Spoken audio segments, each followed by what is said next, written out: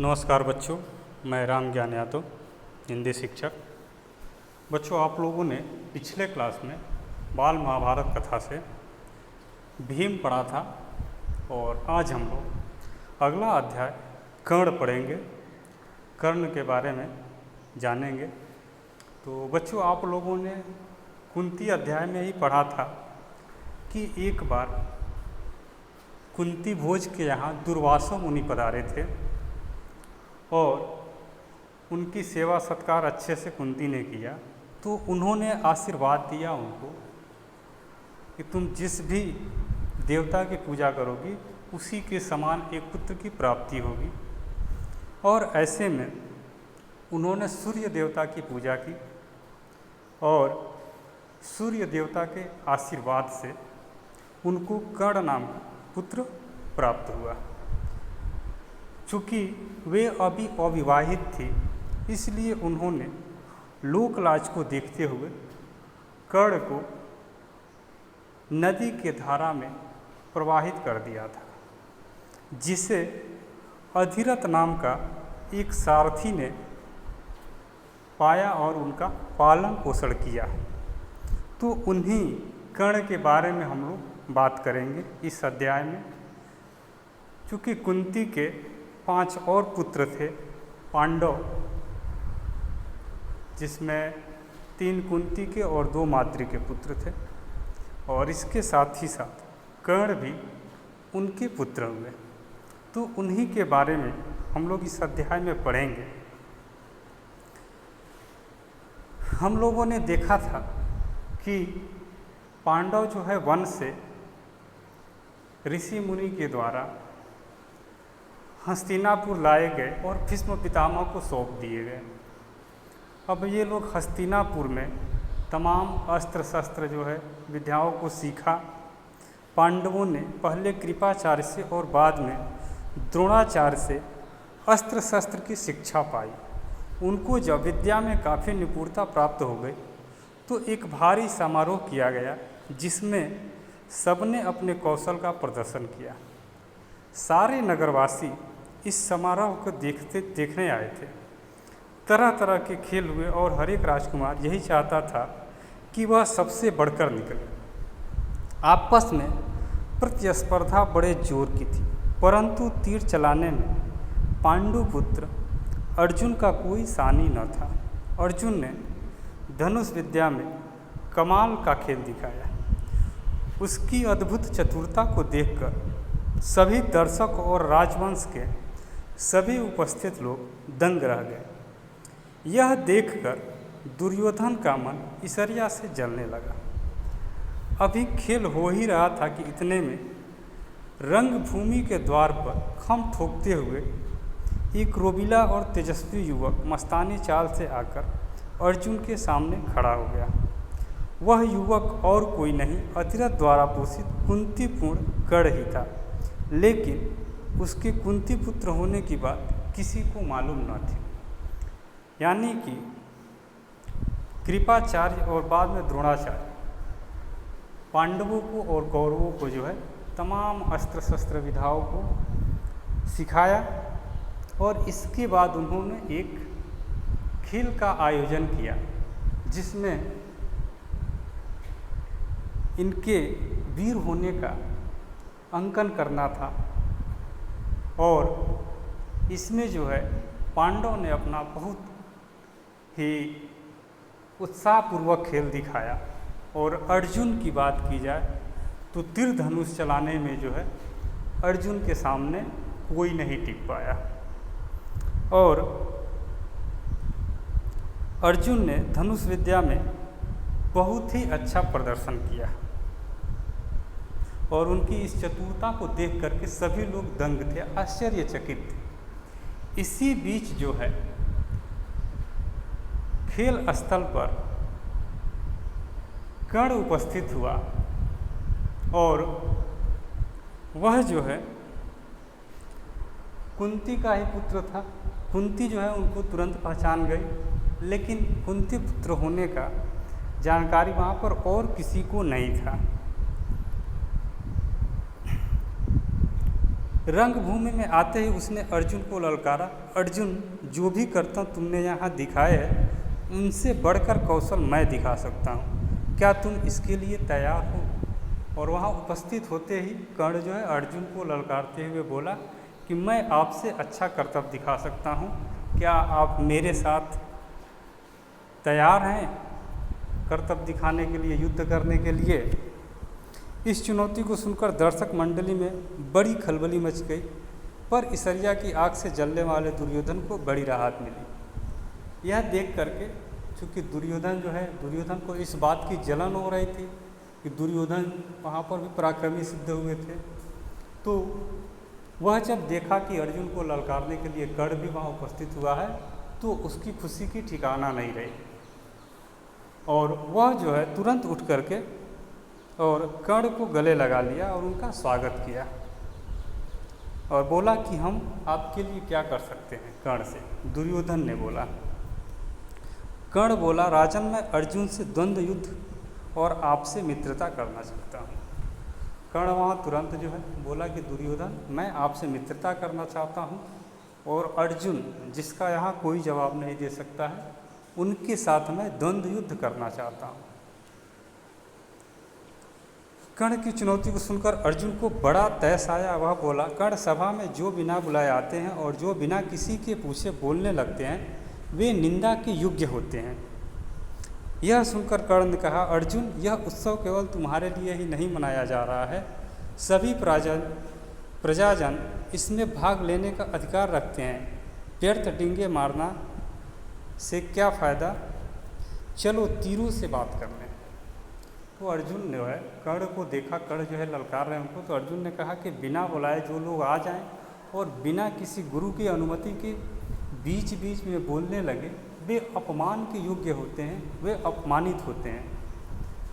तो कर्ण ने बोला कि यह जो है बेवजह बात करने की नहीं है, अगर आप चाहते हैं तो आइए हमारे साथ,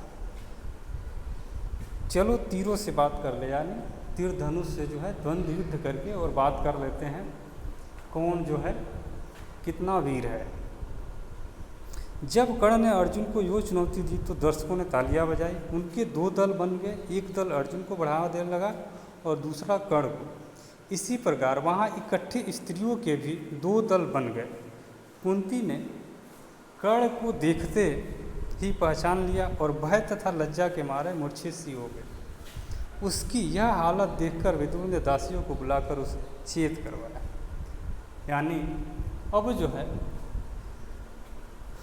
कर्ण जो अर्जुन को चुनौती दिया, तो इस समय जो है वहाँ जितने भी दर्शक लोग थे दो दलों में बट गए। कुछ लोग कर्ण की तरफ से जयकार करने लगे और कुछ लोग अर्जुन की तरफ से। और यह स्थिति देख करके कुंती ने देखा कि अर्जुन भी मेरा ही पुत्र है और उन्हें पता भी था कि कर्ण भी मेरा ही पुत्र है। तो ऐसे में वह बहुत चिंतित हुई और तुरंत जो है अचेत हो गई, यानी बेहोश हो गई, मूर्छित होकर के गिर गई। विदुर के बारे में भी आप लोगों ने पढ़ा था, धृतराष्ट्र का मुख्य प्रधानमंत्री। वह जब देखा कुंती अचेत हो गई है तो वह उनको जो है दासियों को बुला करके और सुरक्षित जगह पर पहुंचाया। इसी बीच कृपाचार्य ने उठकर कर्ण से कहा, अज्ञात वीर, महाराज पांडु का पुत्र और कुरुवंश का वीर अर्जुन तुम्हारे साथ द्वंद्व युद्ध करने के लिए तैयार है, किंतु तुम पहले अपना परिचय तो दो। तुम कौन हो, किसके पुत्र हो, किस राजकुल को तुम विभूषित करते हो? द्वंद्व युद्ध बराबर वालों में ही होता है। कुल का परिचय पाए बगैर राजकुमार कभी द्वंद्व करने को तैयार नहीं होते। कृपाचार्य की यह बात सुनकर कर्ण का सिर झुक गया। अब जो है अर्जुन और कर्ण के बीच जो है बातें हो रही थी, तो इसी बीच गुरु कृपाचार्य जो है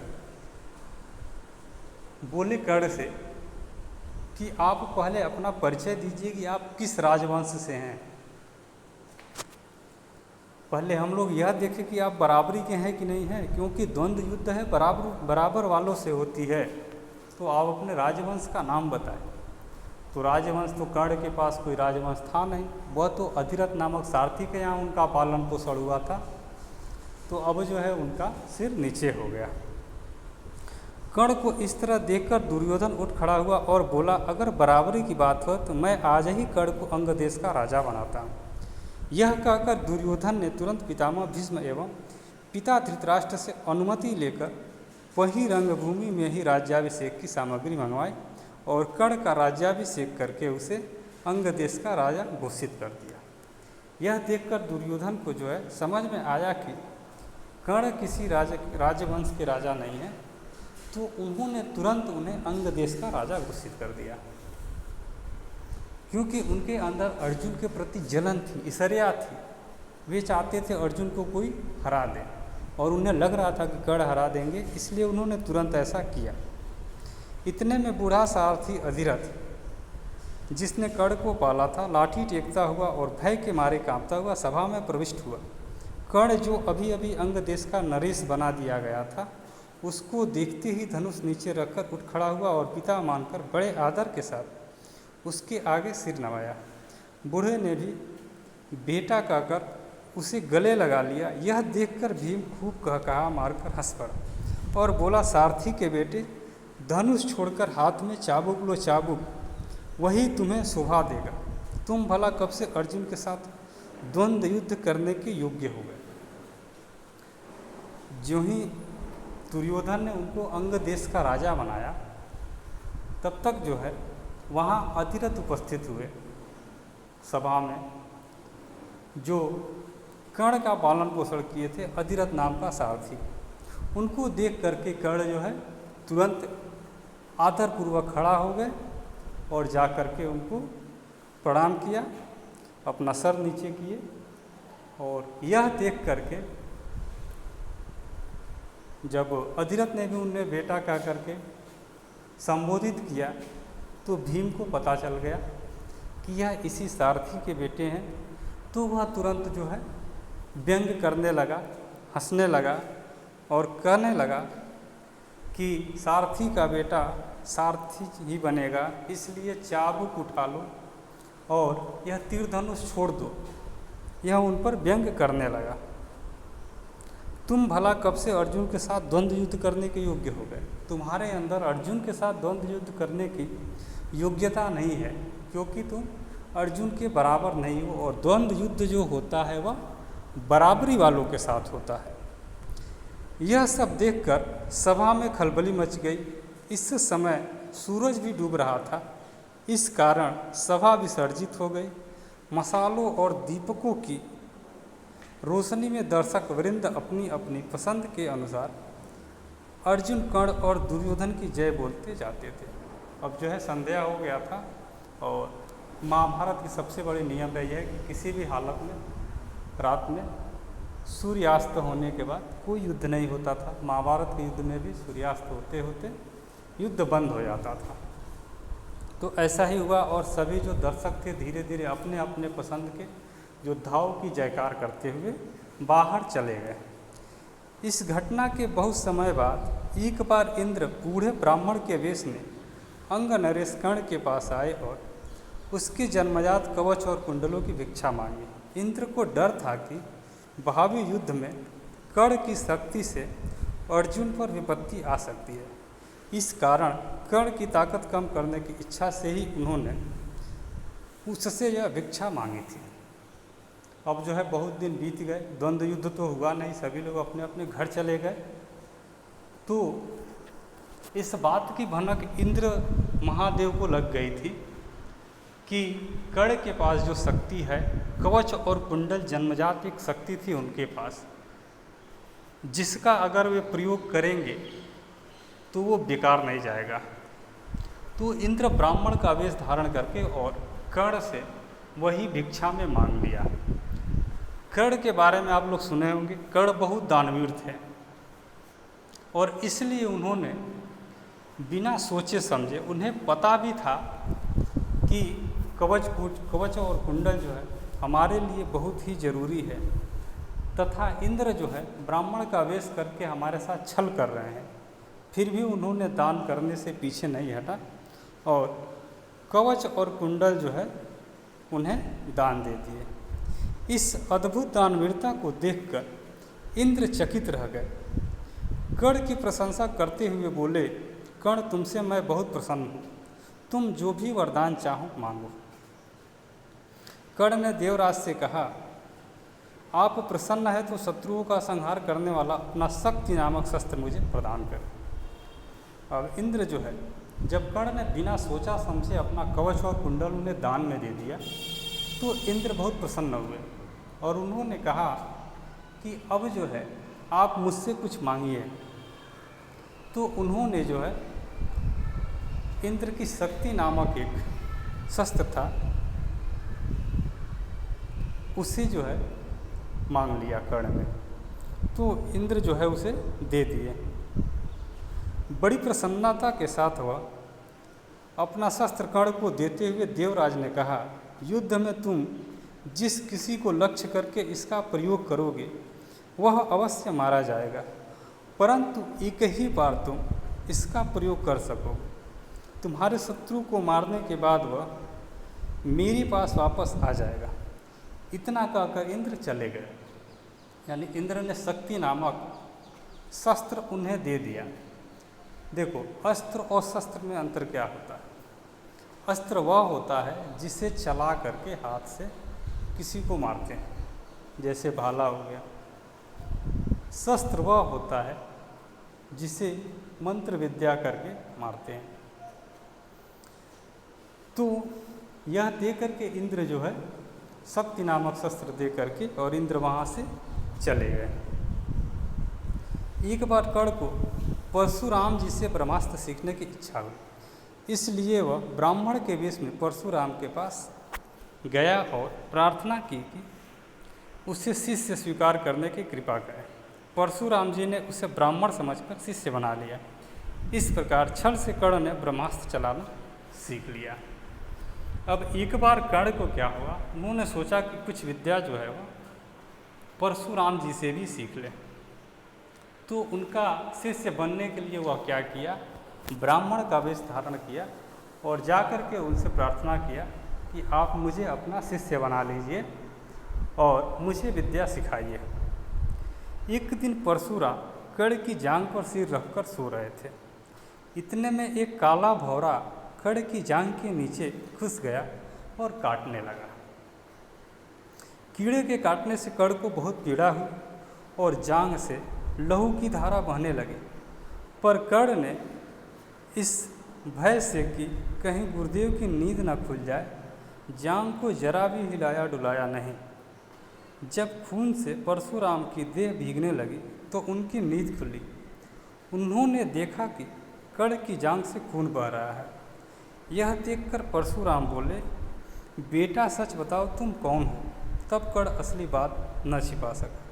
उसने स्वीकार कर लिया कि वह ब्राह्मण नहीं बल्कि सूत पुत्र है। यह जानकर परशुराम को बड़ा क्रोध आया।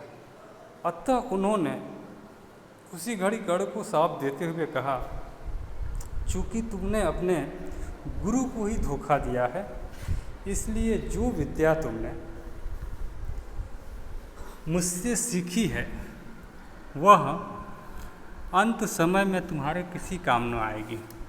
ऐन वक्त पर तुम उसे भूल जाओगे और रण क्षेत्र में तुम्हारे रथ का पहिया पृथ्वी में धंस जाएगा। अब जब उन्होंने सोचा कि परशुराम से भी कुछ विद्या सीख ले, तो ब्राह्मण वेश धारण करके वे उनके शिष्य बन गए। परशुराम जो है उन्हें विद्या सिखाने लगे। एक बार एक घटना घटी।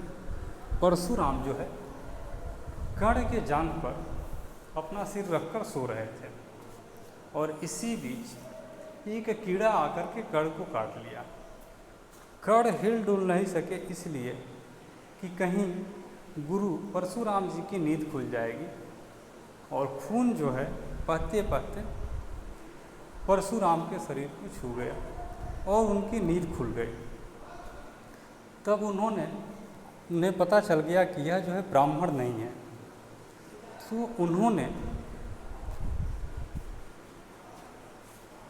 पूछा उससे और तब जो है कर्ण ने सारी बातें सही सही बता दी।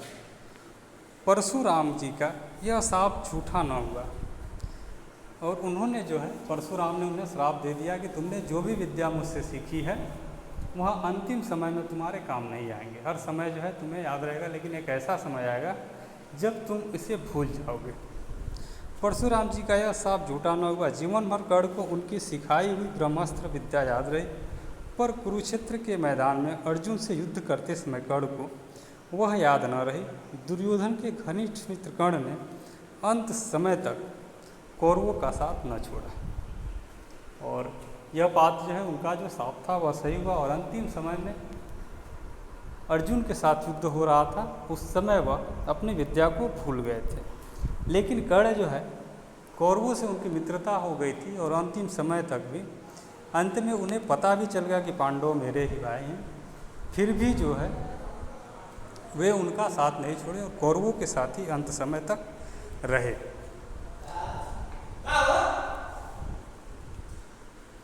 भीष्म तथा आचार्य द्रोण के आहत हो जाने के बाद दुर्योधन ने कर्ण को ही कौरव सेना का सेनापति बनाया था, और दुर्योधन जो है कुरुक्षेत्र के युद्ध में आचार्य द्रोणाचार्य और भीष्म के पराजित हो जाने के बाद कर्ण को सेनापति बना दिया था। कर्ण ने 2 दिन तक अद्भुत कुशलता के साथ युद्ध का संचालन किया। आखिर जब शापवश उसके रथ का पहिया जमीन में धंस गया और वह धनुष बाण रखकर जमीन में धंसा हुआ पहिया निकालने का प्रयत्न करने लगा, तभी अर्जुन ने उस महारथी पर प्रहार किया। माता कुंती ने जब सुना तो उससे दुख का पार न रहा।